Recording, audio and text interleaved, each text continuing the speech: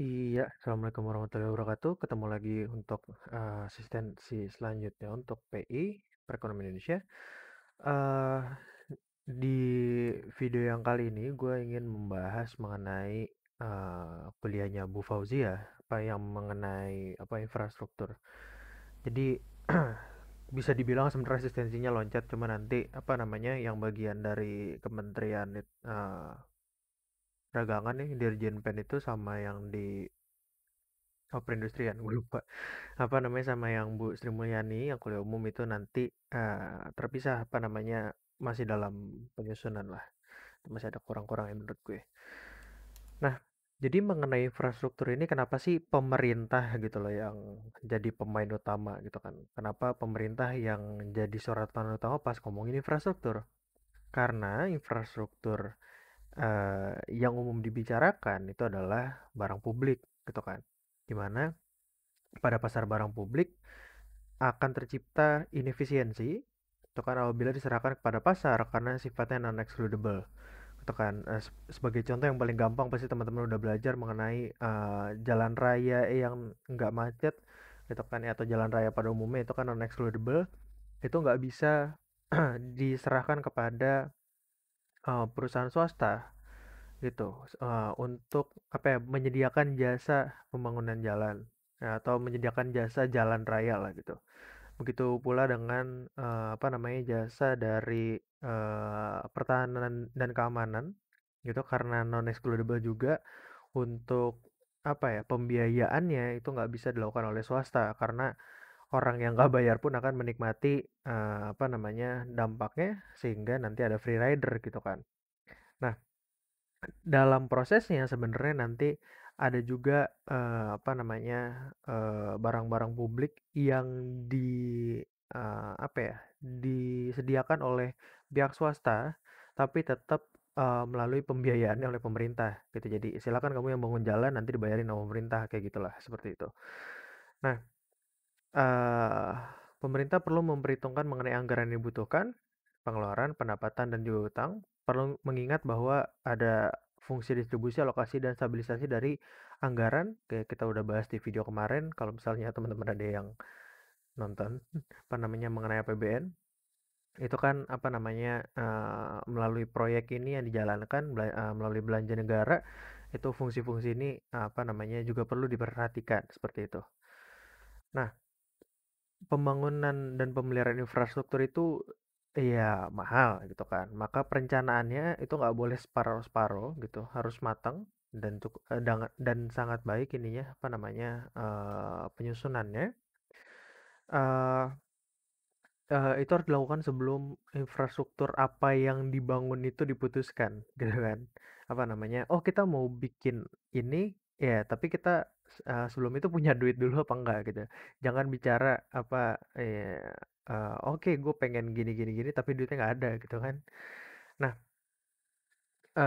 juga sasaran lain-lainnya kayak untuk siapa gitu kan. Terus mau di mana, bagaimana dan lain sebagainya. Evaluasi pendanaan infrastruktur dapat dilihat dari efisiensi pembiayaannya, equity, efficient resource allocation, gitu kan. Apakah dana-dana yang digunakan ini, yang ada untuk anggaran proyeknya ini akan digunakan secara efisien atau enggak, gitu. Apakah malah banyak apa namanya buat biaya-biaya yang sebenarnya nggak penting seperti itu. Artinya, pendanaan proyek ini, proyek infrastruktur harus memperhitungkan harga dari infrastruktur tersebut, apakah pengguna perlu membayarnya, jadi pembiayaannya nanti bisa dalam tanda kutip dibalikin gitu selama pemakaian. Eh, apa namanya, dan juga harus dipastikan bahwa dana mengalir kepada pihak yang paling membutuhkan gitu. Jangan sampai bangun infrastruktur tapi orang-orang sebenarnya nggak butuh gitu kan, atau ngebangun tapi apa namanya di tempat yang sebenarnya nggak membutuhkan hal tersebut gitu kan. Nah, eh, sumber pembiayaan infrastruktur itu sendiri sebenarnya di sini kita fokus sebenarnya ke pembiayaan infrastruktur daerah. Jadi kan infrastruktur itu kan dibagi-bagi, terutama infrastruktur apa namanya yang nggak bisa berpindah, ya kan gitu kan. Ada aja sebenarnya bisa dipindahin cuma ribet lah gitu. Apa namanya? itu kan dibagi-bagi per daerah, seperti misalnya di jalan raya atau misalnya pembangkit listrik gitu kan, dan lain sebagainya, itu ada di daerah tertentu, seperti itu. Nah, yang mana infrastrukturnya ini nggak bisa dirasakan manfaatnya secara penuh oleh masyarakat daerah lain. Atau apalagi jalan raya, gimana caranya gitu kan. Nah, pembiayaannya itu bisa apa namanya melalui swasta. Tuh, misalnya dari mana? Dari apa namanya eh, corporate social responsibility (CSR) gitu kan. Ya mungkin. Tapi pasti didominasi oleh dari pihak publik, dari pemerintah itu sendiri biayanya. Nah, pembiayaan dari pemerintah itu dari mana aja? Bisa dari pemerintah pusat, bisa dari pemerintah daerah itu sendiri, ya kan? Nah, bisa dari pendapatan asli daerah, transfer, bisa minjem, atau kalau di sini PPP, itu kan apa namanya skema kerjasama antara pemerintah dan juga swasta, kan? Transfer itu bisa dana khusus, dana alokasi, atau hibah, atau pinjaman. Pinjaman itu bisa ke lembaga keuangan, melalui obligasi atau ya minjem duit dulu ke pemerintah karena ya butuh apa namanya pembangunan infrastruktur seperti itu. Nah, kenapa sih infrastruktur itu dibutuhkan dan kayaknya pembahasannya panjang lebar gitu kan, terus apa namanya ada yang setuju ada yang enggak gitu kan. Kenapa sih sebenarnya infrastruktur ini banyak sekali di apa ya dilulukan sebenarnya apa namanya sama banyak orang? Karena infrastruktur yang apa namanya yang strategis itu yang emang dibahas dalam perekonomian gitu kan yang fokus utamanya itu memenuhi kebutuhan dasar dari masyarakat itu sendiri, itu pendidikan, kesehatan gitu kan, kayak bangun sekolah, bangun rumah sakit umum daerah gitu kan, kayak sekolah terutama sekolah negeri gitu kan. Itu kan iya kebutuhan dasar gitu kan. Yang kemarin sudah dibahas juga apa namanya pada perkuliahan di waktu kemiskinan, pembahasannya kemiskinan dan distribusi kan dengan memberdayakan masyarakat dengan mereka bisa mengakses pendidikan, bisa mengakses layanan kesehatan, itu kan mereka bisa apa ya menjadi pribadi yang lebih baik begitu kan dan punya kesempatan yang lebih baik gitu. Apa namanya seperti itu. Karena itu infrastruktur dibutuhkan. Gimana caranya masyarakat belajar dengan baik dan apa namanya efisien kalau misalnya pemerintahnya atau misalnya di daerah tersebut nggak punya sekolah, gitu kan? Makanya dibutuhkan sekolah, gitu. Dibangunlah sekolah, infrastruktur sekolah. Gimana caranya masyarakat bisa memenuhi kebutuhan atau misalnya menikmati haknya untuk mencari apa namanya mencari penghasilan kalau misalnya dari desanya atau dari tempat tinggalnya itu nggak ada jalan untuk ke pusat ini, pusat apa namanya, pusat aktivitas ekonomi seperti itu. Nah, terus mendukung kegiatan produktif tadi transportasi, informasi, itu kan tadi apa namanya, gue bilang gimana caranya mereka kerja kalau misalnya nggak ada jalan, gitu kan. Terus juga menyediakan informasi, gitu apa namanya, ya bangun-bangun tower-tower itu apa namanya, apa sih namanya, yang buat sinyal dan juga apa namanya, listrik itu kan mendukung kegiatan produktif gitu. Bagaimana caranya industri bisa melakukan produksi kalau nggak teraliri listrik gitu kan, nggak bisa nerima telepon dan lain sebagainya. Meningkatkan kualitas hidup seseorang dan sebenarnya ini menjadi industri juga bagi apa namanya pihak private sebenarnya kan gitu, dimana hey apa namanya pemerintah gitu kan, ya nggak mungkin presiden ngaspal jalan gitu kan. Pemerintah punya uang, kami butuh ini, tolong dibikinkan nanti apa namanya biayanya kami ganti seperti itu kan. Bisnis dengan pemerintah. Nah, karakter dari infrastruktur itu eh, berkelompok, jadi beberapa perlu didukung infrastruktur lainnya. Apa namanya ada yang butuh infrastruktur lainnya tuh bahkan untuk apa namanya berfungsi atau cuma sekedar berfungsi dengan baik aja.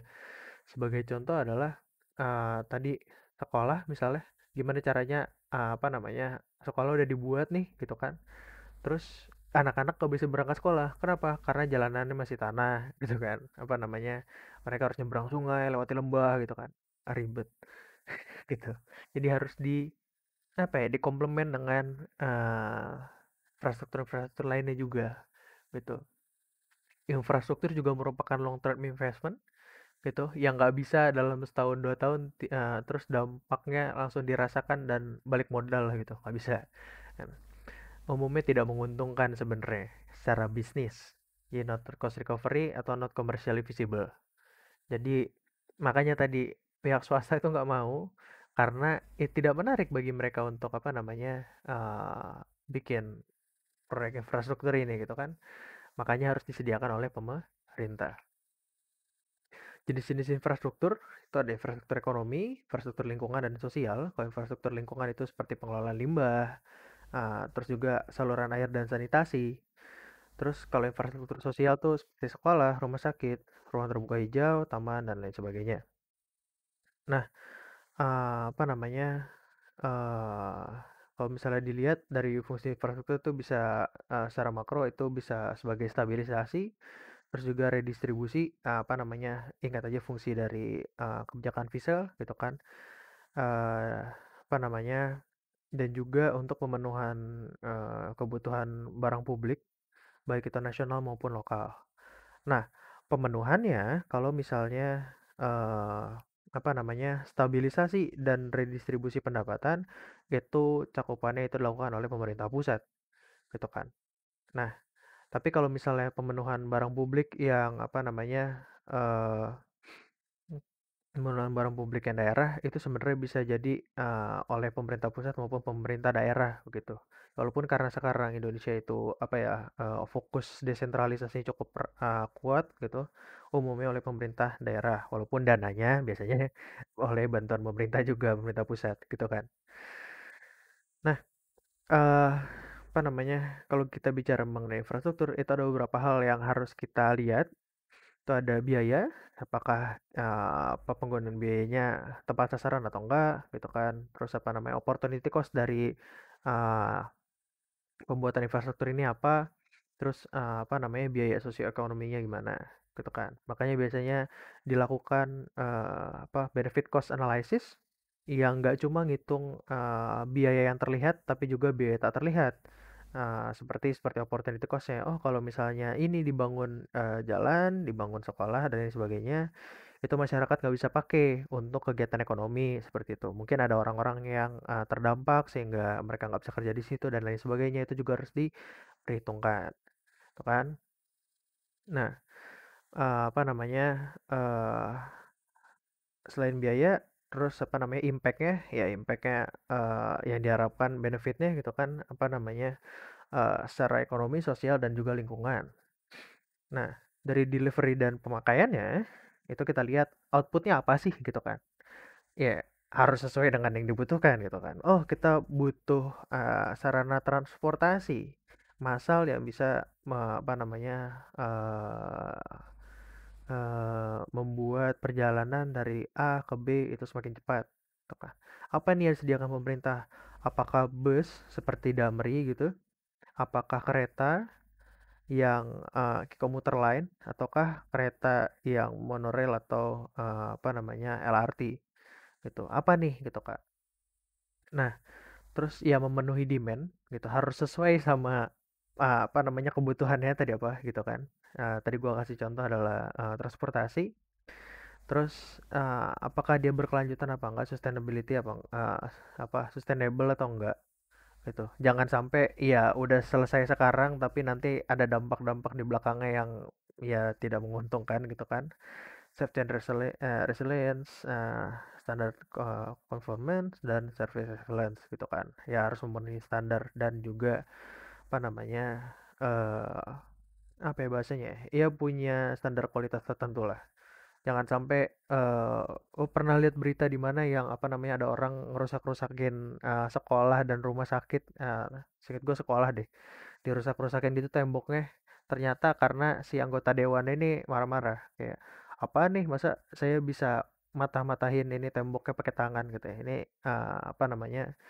Artinya apa namanya? Infrastruktur untuk masyarakat gitu kan itu nggak ini katanya nggak nggak serius bikinnya gitu. Terus dia marah-marah.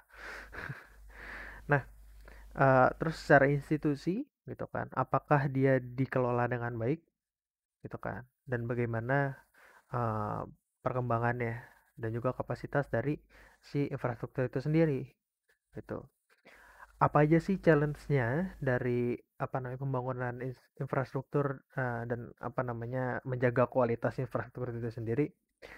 Banyak sekali apa namanya kalau kita ngomongin infrastruktur ya apa namanya intervensi politiknya. Tuh kan. Jadi ketika ada menurut secara ekonomi oh nggak perlu tapi secara politik oh perlu biar apa namanya daerah kita lebih bagus daripada daerah lain. Ini gue sempat dengar dari beberapa pengalaman senior-senior dosen-dosen yang apa namanya melakukan studi untuk pembangunan infrastruktur.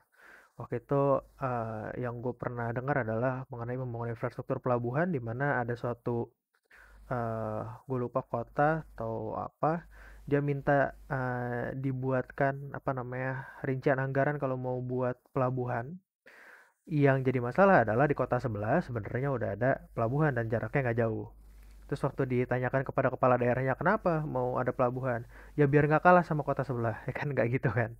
Ngapain ada dua pelabuhan di dua kota yang berdekatan gitu kan. Nah, terus apa namanya banyak juga masalah-masalah dengan paradigma dari masyarakat tradisionalnya eh, atau apa ya kayak paradigma yang ada di masyarakatnya itu gitu kan dan juga kurangnya netralitas dalam kompetisi. Ya biasanya kayak kadang-kadang ya udahlah status quo aja status quo nggak usah macam-macam gitu kan terus kayak apa namanya nggak mau berkembang lah gitu itu kan juga banyak ditemukan capacity dari sektor publiknya itu sendiri eh, ya terutama dari anggaran gitu kan. Terus juga persepsi dari apa namanya costly environmental compliance kalau misalnya orang-orang atau lembaga-lembaga banyak yang mengusulkan untuk bikin A, B, C, D, F, G gitu, cuma nggak diperhitungkan apa namanya biaya dari ininya environmental ya gitu bahwa sebenarnya itu juga merupakan biaya kos yang menyebabkan yang harus diperhitungkan gitu kan bahwa hey sebenarnya ada loh kerusakan lingkungan atau misalnya dampaknya terhadap lingkungan yang seharusnya diperhitungkan seperti itu. Nah, terus apa namanya post project evaluation benefit and cost. Nah, biasanya setelah projectnya selesai itu apa namanya ada evaluasi benefit and cost-nya gitu kan. Tapi sebenarnya kalau infrastruktur itu agak aneh sih menurut gue ya. Karena infrastrukturnya udah jadi terus ada post project evaluation gitu. Terus iya kalau misalnya nggak bagus gimana gitu mau dihancurin lagi kan nggak. Ya, cuma ya mungkin dijadikan pelajaran aja bagi apa namanya ke depannya bahwa infrastruktur yang seperti apa yang baik dan infrastruktur seperti apa yang apa namanya tidak diperlukan mungkin seperti itu. Terus eh di sini ada beberapa asesmen yang bisa di apa namanya indikator asesmen yang mungkin bisa di apa namanya dibahas seperti financing yang inovatif, standard of conformance dan juga apa namanya adopsi teknologi dan apakah inklusif atau enggak gitu. Ini sebenarnya bisa jadi topik-topik yang menarik untuk dibahas. APBN dan kebijakan pembangunan infrastruktur di Indonesia gimana sih gitu kan. eh, Ngomongin kebijakan APBN sekarang ya terutama di masa sekarang pasti nggak lepas dari adanya permasalahan COVID gitu kan jadi nanti mungkin untuk ke depan ya sampai dengan 3-4 tahun ke depan itu akan ada apa ya bisa dikatakan seperti eh apa ya gue bilang ya eh kayak ada sedikit disturbance. Nah, dari tadi nyari bahasanya dari yang seharusnya gitu. Jadi harapannya apa gitu, tapi malah kejadiannya apa gitu kan. Di mana ya sesuai dengan yang dilihat bahwa siapa namanya APBN defisit APBN itu kemungkinan sampai dengan beberapa tahun ke depan itu lebih besar daripada yang seharusnya gitu kan. Tapi ya udahlah ya, mau bisa apa gitu kan. Nah, eh APBN revisi gitu kan. Apa namanya yang udah ini gue cari terakhir kapan ya seingat gue Agustus ya, Agustus atau Juli lah apa namanya, ya mengenai revisi yang APBN di pasal 1, gue lupa ininya, apa namanya, nomor keputusannya, apakah itu Perpres apa apa, gue lupa. Di pasal 1 ayat 3 itu anggaran pendapatan negara diperkirakan jadi 1.760 triliun. Turun awalnya itu sekitar gue lupa 1.800-an atau udah OTW 2.000 gitu, gue lupa.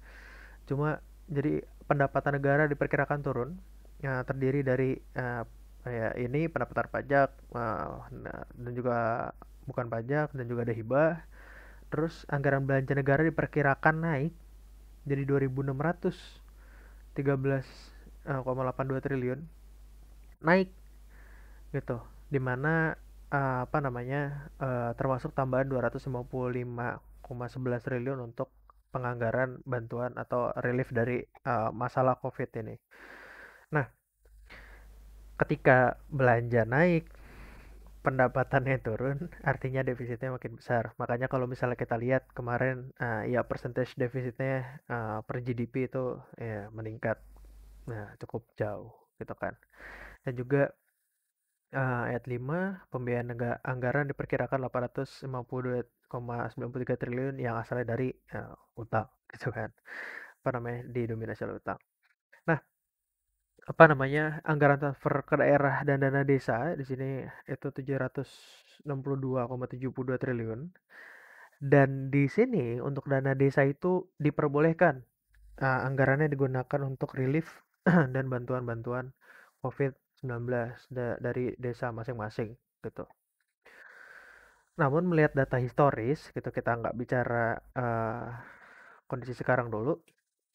Proyek infrastruktur itu terlihat jadi fokus dari pemerintahnya Pak Jokowi, ya kan? Kayak dari awal apa namanya, dia mau ngejabat gitu kan pas lagi Pilpres, terus juga pas lagi kampanye OTW Pilpres, terus juga pas sudah kepilih pas awal-awal, kayaknya gempor apa ya di eh, kenceng banget gitu masalah infrastruktur gitu kan, dari jalan tol, jalan umum, bikin yang rumah itu perumahan nasional apalah gue lupa kan namanya. Terus bandara direnovasi gitu kan, bikin bandara baru, bikin pelabuhan, bikin bendungan, fasilitas kanal gitu kan. Bagus, tapi artinya apa? Artinya butuh duit gitu kan. Tapi kenapa tetap dilakukan gitu? Walaupun butuh duit gitu kan, ya sehingga ya oh yo pemerintahannya Pak Jokowi utangnya meningkat gitu-gitu kan. Kenapa tetap dilakukan? Karena tadi fungsinya APBN melalui penerimaan dan belanja negara itu untuk alokasi, distribusi, dan apa namanya, stabilisasi. Nah, terutama yang diincar ini gue ngelihatnya adalah apa namanya, distribusinya itu di apa namanya, menjadi fokus utama juga. Kenapa? Karena dilihat poverty rate masih cukup parah, ya kan? Terus juga mana ini? Poverty rate itu cukup oke. Nih, kenapa nih? Terus juga apa namanya, pemenuhan basic needs tadi, dan juga selama bertahun-tahun Indonesia ini udah merdeka, sebenarnya fokusnya terhadap infrastruktur itu kurang gitu kan. Eee, yang gue pernah baca itu ada yang menulis bahwa kenapa sih Jepang itu infrastrukturnya bisa bagus banget, karena mereka waktu masih miskin pun gitu, itu udah bangun infrastruktur gitu kan. Ya terutama apa, transportasi berbasis kereta gitu kan, dan transportasi umum lainnya, ya bis gitu kan. Dan juga sekolah, fasilitas kesehatan, itu udah di apa namanya, dipenuhi gitu, apa namanya, dijadi fokus utama. Nah, sekarang udah kaya jadi tinggal dinikmatin gitu kan, dan bayar-bayar utang lah gitu.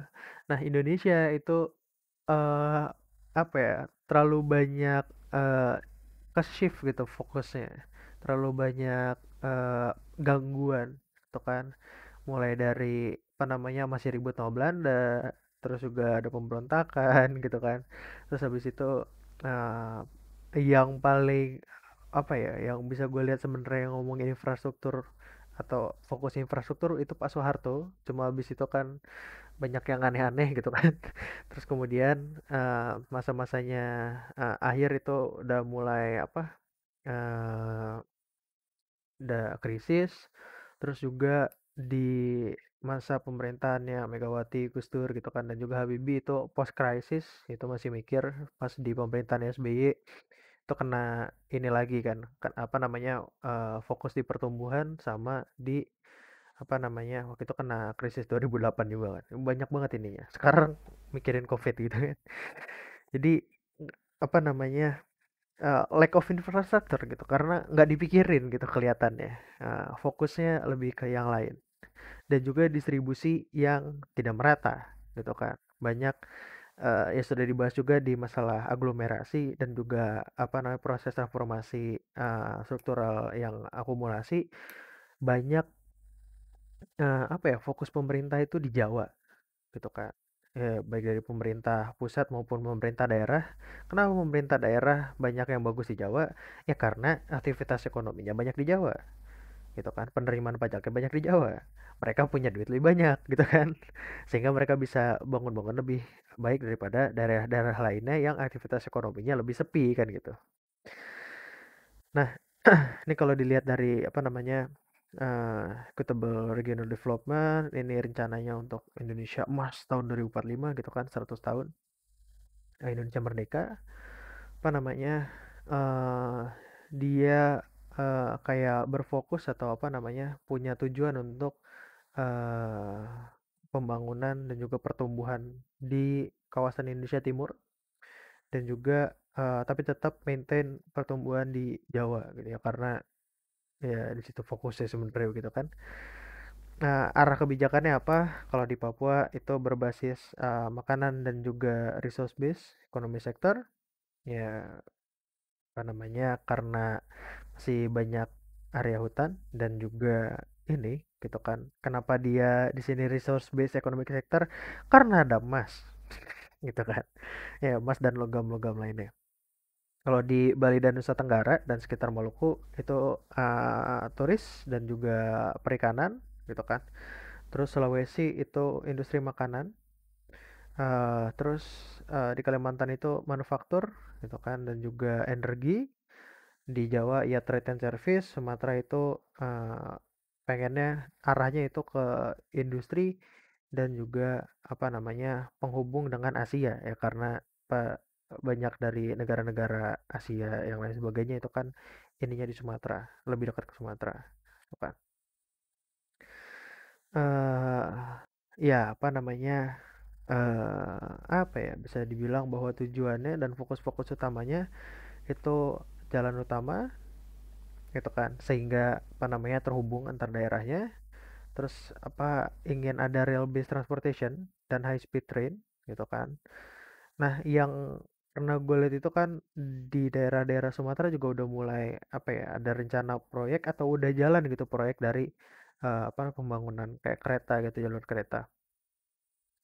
Terus apa namanya pembangunan atau apa namanya pengembangan transportasi laut dan juga udara untuk kan untuk ya menghubungkan antar pulau. Apa namanya nah untuk maritime connectivity terutama fokusnya sebenarnya logistik gitu kan itu harusnya bisa pakai sea transportation biar lebih murah. Development of aerotropolis area, fulfillment of digital and virtual connectivity for all community. Jadi harapannya banyak apa namanya banyak dari ini apa ya, daerah-daerah itu udah terkonek iya secara digital gitu kan. Jadi kalau misalnya mau ngapa-ngapain lebih mudah gitu kan, lebih cepat dan lebih murah gitu bahasanya. Terus ya apa namanya? Ya memudahkan orang-orang untuk mengakses infrastruktur gitu. Sebenarnya sini udah ada nuklir nih, menarik sebenarnya. Cuma ya masyarakat Indonesia masih apa ya, was-was gitu sama PLTN. Nah, eh ini masalah financing tuh bisa dari mana aja gitu ya. Tadi bisa dari apa namanya eh pembiayaan sendiri, bisa dari utang, bisa dari apa namanya join gitu kan antara si pemerintah sama pihak swasta. Nah, tujuannya di tahun 2015 sampai 2019 kemarin itu pengennya sih bikin jalan gitu kan, bikin highway, apa namanya, pemeliharaan jalan, Seaport, Seaport Development, Pioneer Cargo Ship. Kalau misalnya teman-teman ingat bahwa di tahun 2000 antara 2015 sampai 2019 ini Pak Jokowi itu salah satu programnya tol laut gitu kan. Eh, ini masalah logistik di apa namanya dan juga butuh pelabuhan-pelabuhan gitu kan. Nah, kemudian apa namanya masalah apa namanya bandara gitu banyak rencana untuk bikin bandara baru juga gitu dan juga udah ada beberapa yang direnovasi dan juga memang sudah jadi gitu kan dan pengen bikin rail lines 2000 kilometer gitu. Nah, kebutuhan financingnya ya gede gitu kan dibikin tiga skenario ada apa namanya untuk selama 4 tahun ini gitu gua nggak tahu yang 2020 gimana yang apa namanya 4 tahun ini kalau misalnya mau full dibikin artinya butuh sekian tuh kan tapi kalau misalnya kita mau baseline aja nggak tahu nih baseline itu sejauh apa jadinya gitu kan tapi cuma butuh setengahnya lah kira-kira gitu atau kalau sini partial skenario apa namanya SOS and PPPs itu menjadi alternatif dari apa namanya ya pembiayaan gitu kan. Hmm. Nah, apa namanya SOE itu ya state owned enterprise atau apa namanya BUMN lah ya. Jadi apa namanya pembiayaannya nggak langsung dari anggaran ya pemerintah.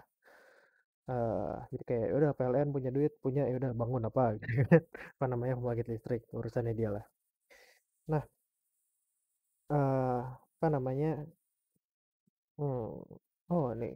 Sebenarnya yang cukup menarik dan sering juga dibahas oleh dosen-dosen itu, eh, terutama untuk dosen-dosen publik, itu adalah ini nih, public-private partnership, gitu kan, di mana ada kolaborasi antara public sector dan private sector untuk apa namanya menyediakan ini, apa namanya menyediakan infrastruktur. Nah, Eee, government-nya, pemerintahnya itu bisa, apa namanya, support melalui pembiayaan lahannya gitu kan, ya dia beli lahannya, project development facility gitu kan. Terus, apa namanya, PDF dong namanya. Terus apa namanya, oh ya dari PT SMI, terus juga bisa, apa namanya, dari Indonesia Infrastructure Guarantee Fund, dan juga lain sebagainya, gitu kan. Nah, dari, apa namanya project yang udah bisa di open tender gitu kan dengan PPP itu seperti Torus, Railway Projects dan Water Supply. Ya, jadi apa namanya? Hey, pemerintah pengen bikin ini, siapa yang bisa bikinin dengan paling baik gitu kan? Ya nanti dibayar sama pemerintah seperti itu. Open tender. Capaian target pembangunan infrastruktur sampai dengan tahun 2019 ini bisa dibaca gitu ini seingat gue juga ada di gue lupa dan di laporan gue lupa RPJMN bukan ya atau di APBN tahun 2020 gitu gue lupa ntar gue bakal lihat lagi ya cuma inilah kalau misalnya apa namanya kalian pengen membangga-banggakan pencapaian pemerintahan sekarang maaf pemerintahan kemarin beda beda rezim Jokowi satu Jokowi dua. Eee, terus ada ini jalan tol. Nah, perumahan untuk, oh ya KPR Sejahtera bla bla bla. Apa namanya, ya pembangunan apa ya, rumah yang murah gitu deh seinget gue. Tapi rumahnya rumah tapak ya, nggak rumah susun seinget gue. Terus ada bandara, wah artinya dari 2015 sampai dengan 2019 ada 8, 11, 15 bandara baru, tuh kan. Terus apa namanya, jaringan irigasi, tuh kan. Apa namanya baik dari pembangunan bendungan atau kanalnya gitu ini apa namanya ada sekian ribu hektar yang teraliri terus untuk 2020 sampai dengan 2024 sebelum revisi nampaknya tekan perencananya apa pengeluaran 6.000 triliun itu untuk infrastruktur itu tuh 40% pemerintah 25% BUMN 35% swasta dengan fokus utama transportasi dan energi sama irigasi sebenarnya gitu kan. Apa namanya? Kenapa di sini energi juga cukup gede? Dia 17% kali 6.000 triliun, banyak lah, hitung lah. Apa namanya? Karena sebenarnya Indonesia kan punya apa namanya? eh kayak mimpi gitu untuk 2030, seingat gue, untuk apa namanya, shift produksi energi ke energi terbarukan gitu, dimana produksi energi terbarukan di Indonesia itu sebenarnya potensinya banyak untuk apa namanya, PLTB, pembangkit listrik tenaga bayu, angin, dan juga pembangkit listrik tenaga geothermal gitu, apa namanya, dan juga apa namanya yang sering lihat di ini laporannya itu adalah pembangkit listrik, gue ada, cuma gue lupa taruh di sini, sorry. Apa namanya, tenaga eh, apa namanya, pasang surut air laut, terus juga gelombang air laut, dan pembangkit listrik tenaga air itu sebenarnya masih apa ya, masih minim kontribusinya di produksi listrik di Indonesia, di mana masih sebagian besar itu didominasi sama ini apa namanya, pembangkit listrik tenaga ya coal gitu. Coal itu bahasa Indonesianya eh batu bara. Nah, kebijakan apa gitu yang dibutuhkan gitu kan? Peningkatan efektivitas alokasi anggaran dan memperbaiki eksekusi proyek infrastruktur gitu kan. Kepada para pejabat, stop korupsi gitu kan. Ya itu nggak usah dibicarakan lah, apa namanya, alokasi anggarannya harus diperbaiki, apa namanya, dari perencanaannya juga gitu kan. Seharusnya itu free dari dorongan politik gitu kan. Ya daerah mana yang membutuhkan apa, itulah yang dialokasikan anggarannya ke sana gitu kan, untuk proyek-proyek yang dibutuhkan itu. Terus juga fokus infrastruktur yang mengkonek apa namanya, daerah gitu kan, dan peningkatan kapasitas produksi seperti jalan, bandara, pelabuhan, apa namanya, energi dan ketenaga listrikan, irigasi, bendungan serta embung. Ya itu harus difokuskan gitu kan, di mana dengan pemerintah menyediakan ini gitu kan, infrastruktur yang bisa digunakan oleh masyarakat ini gitu kan, harapannya itu kapasitas produksi masyarakat gitu kan, baik orang perseorangan maupun usaha itu bisa meningkat gitu, dimana mereka bisa akses listrik gitu kan yang stabil, terus juga mereka bisa apa namanya, kendala logistik itu jadi lebih mudah gitu kan, dengan ada jalan yang jadi lebih baik sekarang yang udah diaspal gitu kan, dan lain sebagainya. Dan juga untuk para petani bisa punya sistem irigasi yang pasti karena ada bendungan dan embung, tanpa harus apa ya, menurunkan ketergantungan pada curah hujan. Karena siapa tahu curah hujannya nggak pasti dan lain sebagainya, mereka tetap bisa berproduksi seperti itu kan. Mengoptimalkan peran Pemda melalui transfer ke daerah dari dana alokasi khusus untuk bidang infrastruktur seperti jalan, irigasi, sanitasi, dan perumahan. Terus juga 25% DTU, dana desa juga bisa dipakai gitu kan. Terus mengoptimalkan peran BUMN dan juga swasta. Walaupun sebenarnya sampai sekarang gue agak bingung gitu untuk apa namanya, pembiayaan dari swasta itu apa namanya, bentuknya seperti apa gitu. Selain dari apa namanya, ya apa namanya, ya mereka pas lagi joinan di PPP pasti gitu sih pasti ya. Tapi ya eh, investasi pemerintah termasuk PMN apa namanya, untuk mendukung infrastruktur, terus juga LMAN untuk penyediaan lahan dari mulai tahun 2016 programnya, terus juga PMN untuk penugasan pembangunan infrastruktur, pemberdayaan BUMN dan swasta melalui skema KPBU seperti tadi, FGF, VGF, FF, PDF, penyaminan kayak tadi yang apa namanya, infrastruktur gua apa, project guarantee apalagi itu kan tadi yang mulai ada dari tahun 2019. Terus juga meningkatkan koordinasi lintas sektoral termasuk dengan Pemda. Gitu kan, jangan Pemdanya mau apa, pemerintah pusatnya mau apa. Dan mendorong komitmen pembangunan sekaligus pemeliharaan infrastruktur terutama pada kementerian dan lembaga terkait infrastruktur. Jadi, balik lagi bahwa kalau mungkin teman-teman ada yang udah pernah ngambil kelasnya Pak Ija, kalau dari menurut gua sendiri satu hal yang apa ya, mendekep banget di kepala gue ketika mikirin infrastruktur dan pemerintahan dan birokrasi itu adalah iya harus reformasi dulu institusinya jadi lebih baik gitu. Dengan institusinya jadi lebih baik, pasti nanti proyeknya jalan jadi lebih baik juga gitu kan. Nah, jadi utamanya dia apa? Institution, institution, institution, institution gitu. Ija selalu ngomong gitu kan.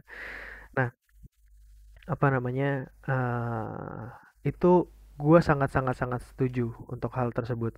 Di mana iya, apa namanya, dibutuhkan institusi yang baik gitu sehingga ini bisa terwujud gitu kan. Fokusnya harus ke infrastruktur yang dibutuhkan. Terus apa namanya, alokasi anggarannya harus efektif dan efisien gitu kan. Siapa yang butuh, siapa yang dikasih gitu. Dan juga pengelolaannya harus baik dan perencanaannya juga baik gitu.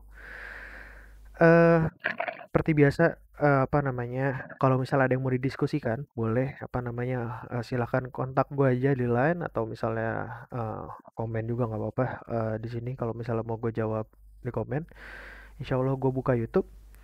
Apa namanya, gue belum punya informasi untuk ujian dan apa namanya untuk video asistensi yang selanjutnya itu masih dalam penyusunan. Akan gue selesaikan segera itu apa namanya kalau nanti udah ini gue infoin lah gitu.